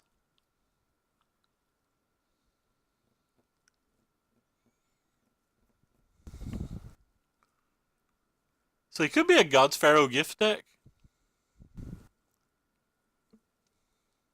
And if he is, we're going to have major problems because there's not even an Abrade in our deck. Not even an Abrade. Yep, it looks like he's a God Pharaoh's gift deck. Alright, so let's go ahead and start with the Energy Producer. Fatal Push is very good in Standard still, yes. Very much so. So we go ahead and kill his blocker for us. Which nets us a couple energy. We play this guy. So this thing turns into 2, turns into 4, turns into 8. We're technically attacking for 12. I think it's actually worth going all in for that. Puts us to a point where Fling can be lethal, and it gives us a potential to have 3 lethal threats next turn. Well, not 3 lethal threats, but um, he's going to need more than 1 chump blocker, is kind of what I'm trying to say, when we have the Hashap Oasis in our hand.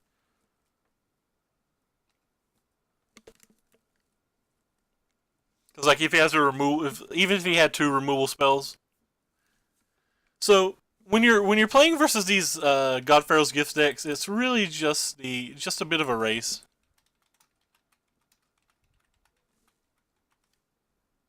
They're light on removal. We're light on removal. They can gain a whole bunch of life. We can't do anything about them gaining a whole bunch of life.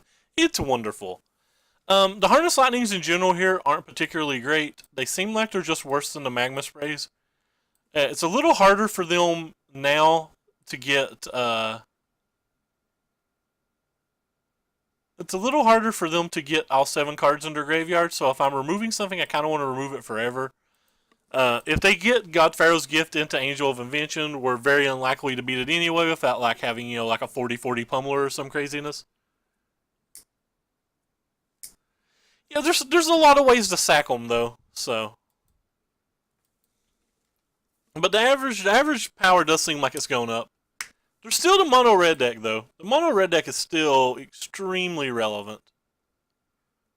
I think we're just going to play this and save our energy to the best of our ability. We'll go ahead and get a forest with this.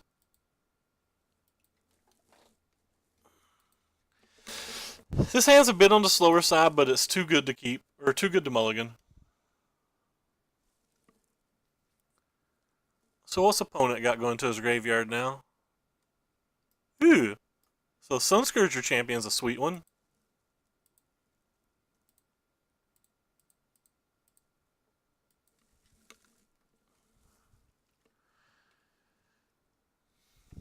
Yeah, Teamer's brutal. There's a few good targets for it in the dinosaur decks too.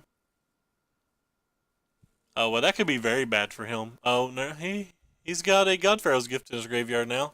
That'd be interesting. Please no fatal push. Obviously a fatal push. Electrostatic Pummeler? That'd be great. That's not an Electrostatic Pummeler.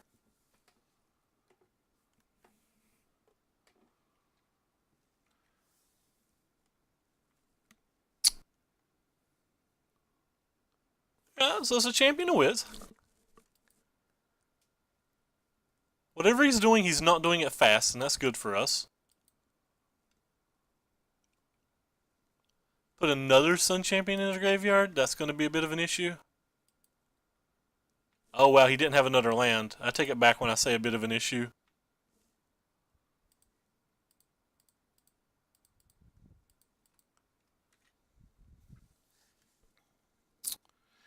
We're 18-2 on stream with Blue White Approach right now. It looks pretty nice.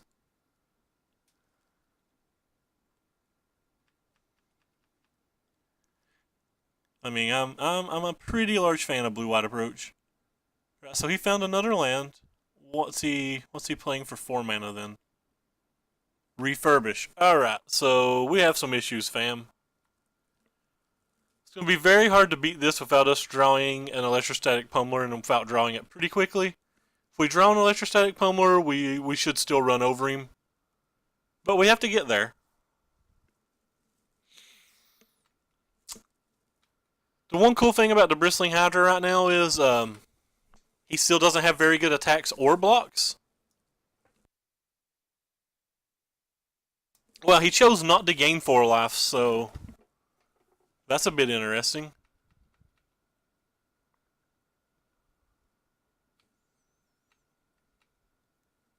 That's not an Electrostatic Pummeler.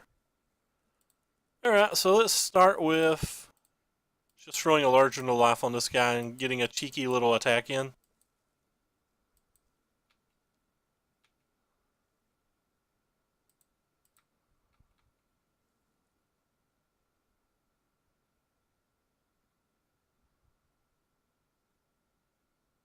I believe we do want to do the 1 damage.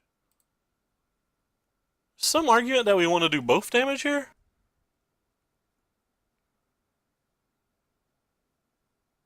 Nah, 1's probably good enough.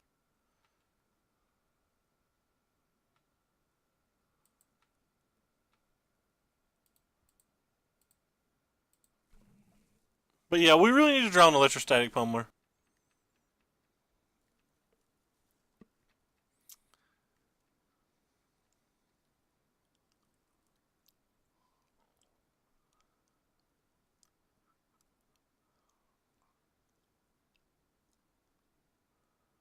So he still doesn't have double white. He can only bring back one Sun Scourger champion. Oh, a second refurbish for a second God Pharaoh's gift. That's probably going to do it, guys.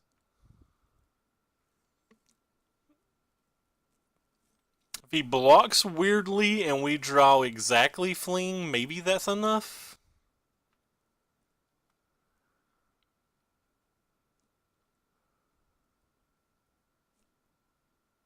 But I highly doubt it.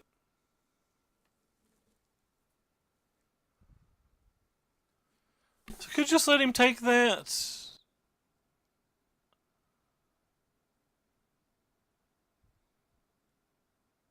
Feels like keeping it doesn't really do anything.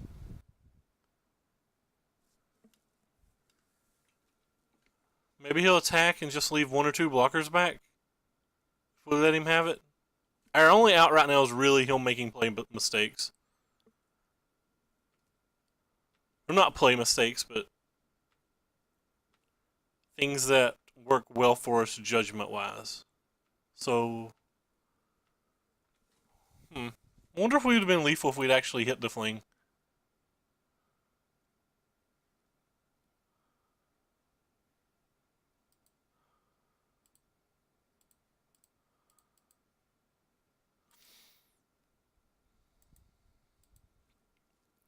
So he's going up to 23 next turn. I guess it's better to just attack and kill some stuff. Not really seeing the out here. Pummeler Fling might be the last thing we can do. Alright. And they're both going to die. It doesn't matter.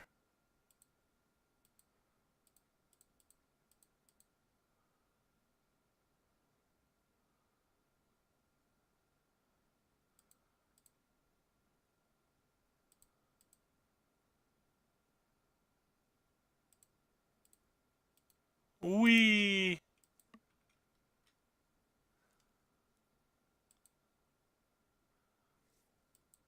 We're getting nowhere and we're getting there fast. This game's over, by the way. Could have saved one energy to protect this guy, but if he's got another hostage taker, I'm willing to just scoop.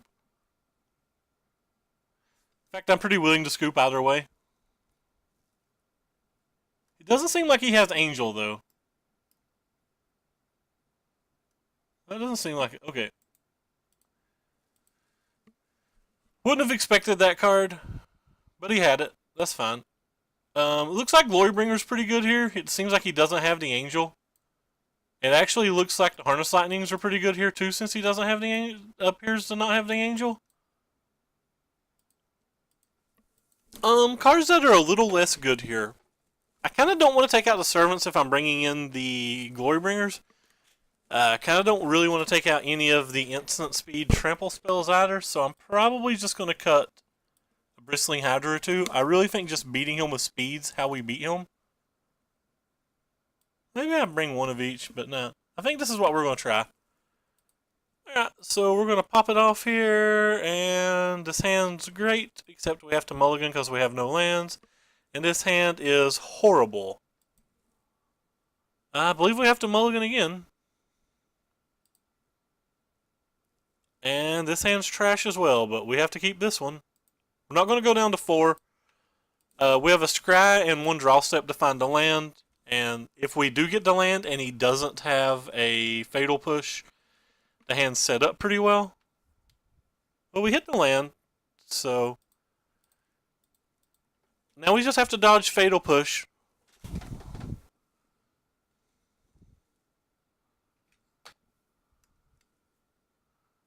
Alright, well that's no fatal push. Alright, well, looks like we get to play Magic. Strategic planning and a Sun Scourger champion. He does have the double white this time.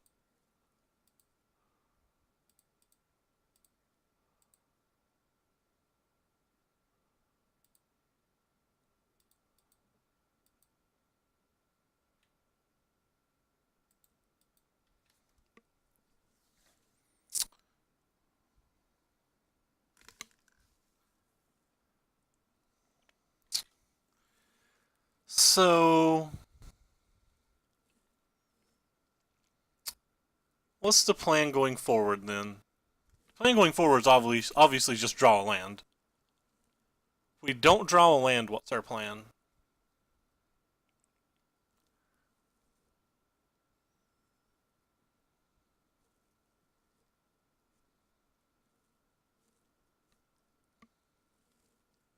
A second Sun Scourger? Oh, that's not a land. So what can we do here? We can attack with both. Pump that guy, give them both Trample and Rampage. That gives us 2 energy for next turn. That's probably the best that we can do.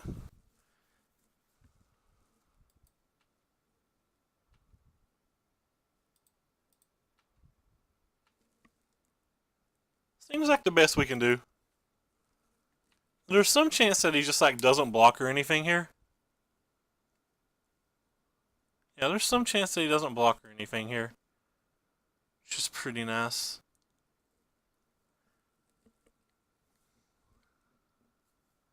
Okay.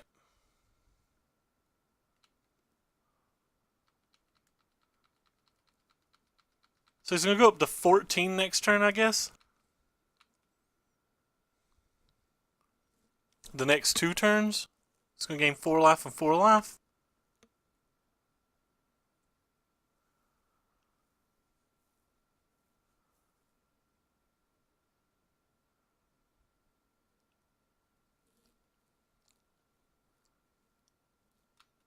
A Visor. We have to read this Visor. We don't exactly know what it does. 5 mana and bomb.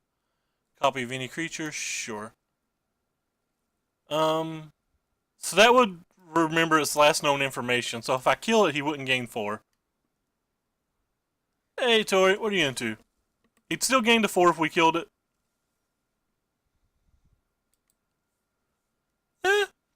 Really just want to find land.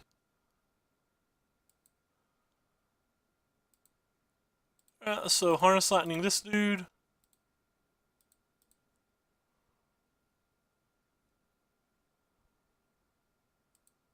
So go down to 1 energy. It's kind of interesting.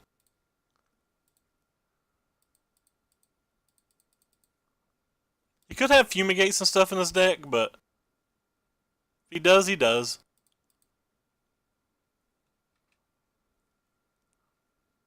Definitely pumping that guy up.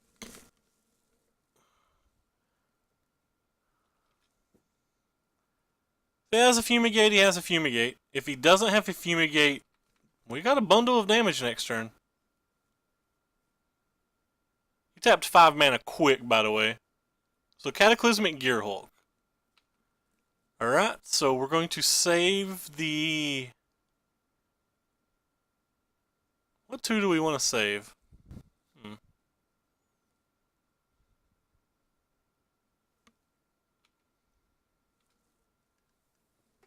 We're definitely saving the Pummeler, obviously. This one has Trample, but we can get...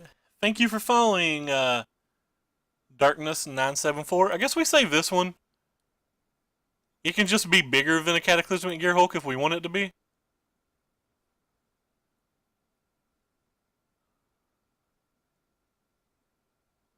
Ten, 5. I think a Blossoming Defense is lethal if we draw it.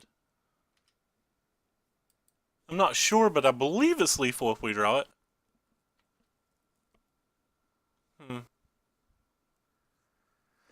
Alright, so if we attack with both, if he blocks here, he's dead.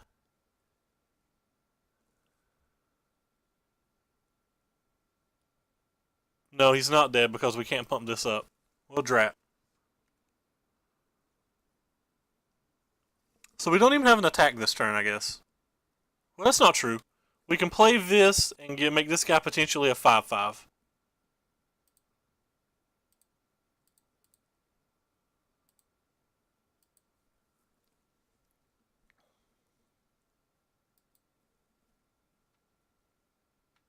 Kind of shuts off our Electrostatic Pummeler if we do this, but killing one of his creatures or doing half of his life seems relevant. And if he doesn't block at all, we probably just hold back.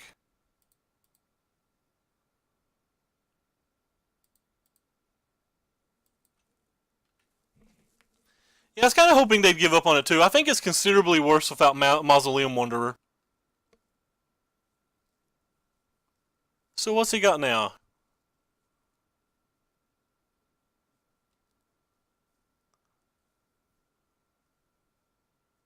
Is it another of the same card, or is it a Fumigate? So it's another of the same card.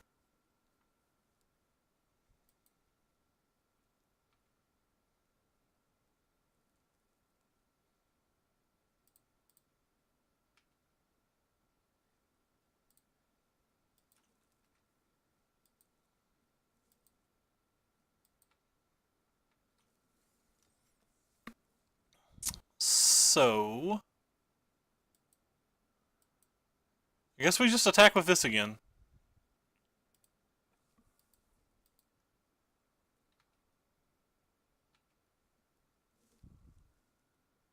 Scarab God is in fact a pretty dumb card.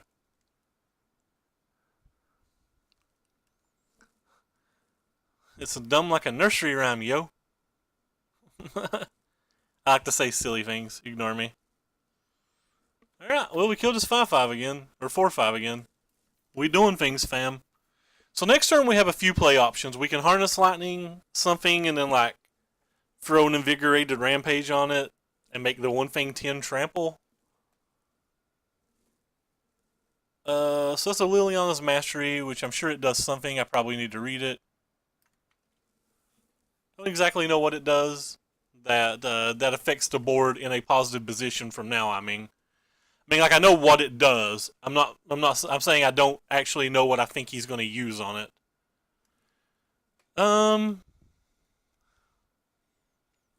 That doesn't seem like the best for him.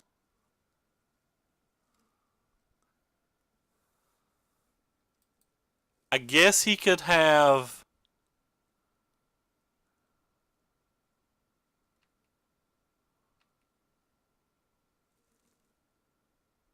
So, opponent tapped a curse.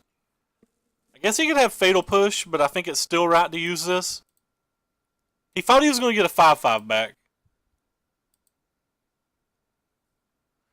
Hey, by the way, Ribson, welcome to the chat. I don't think I've saw you before either. It's nice to see new faces in the chat. Alright, so opponent gave up. I guess I was lethal if he didn't have anything. Alright, so we went 4-1 again tonight. And thank you for following, Rayfend. We appreciate that. So opponent didn't know how that card worked, but I don't think he had a very good options either way. I believe that's going to be it for me tonight, though. As you can see, it's 6:30 a.m. here. We didn't really learn anything. I don't think this deck is well positioned right now. I think we need to make a lot of changes to the sideboard to try to get it well positioned. I'm not really sure what those are. I thought about trying the instant speed, larger than life, but that felt poor. Like the new 3/3 instant speed that gives trample. But I've not really saw an option that felt good. Potentially try. We can potentially try the green blue one, but we're at least going to add a 20 or a 21st land if we try that. We've got this entire package of 10 cards in our sideboard that won't let us move it for the mono red match. If we have to actually use 10 cards to beat mono red, then it's probably not worth mono red.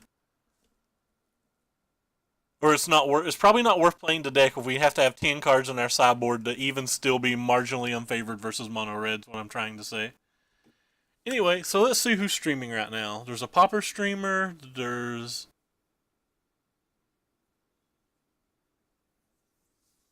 nobody else streaming standard, it doesn't look. Wow. Well, that's unfortunate. Doesn't seem like anybody else is streaming standard, so we'll host the Oracle 888. Anyway, thanks for stopping by, guys, tonight. Thank you for the new Thank you for the new host. We appreciate everything. I don't think I'm interested in Lightning Strike at all. Um, I really don't want things like removal spells. I want things that kind of like help our combo. I know Lightning Strike can also additionally deal 3 damage, but we don't have a whole lot of room for removal spells to begin with. Like, we're only even playing 3 main deck, and we wouldn't play these 3 if they didn't give some kind of energy as well. Well, I typically don't actually stream at this hour. It's just been, I have a hectic week. But anyway, so we're going to stream, or we're going to host the Oracle 888. He's streaming draft, but he's kind of a nice guy. Anyway, thank you all for stopping by, and make sure to follow and check out the links below the stream. Take care, everybody, and thank you. Well, crap, I spelled his name wrong. How in the world did I spell his name wrong? I'm literally sitting here looking at it. Take care, Jay and Dan and all the new guys.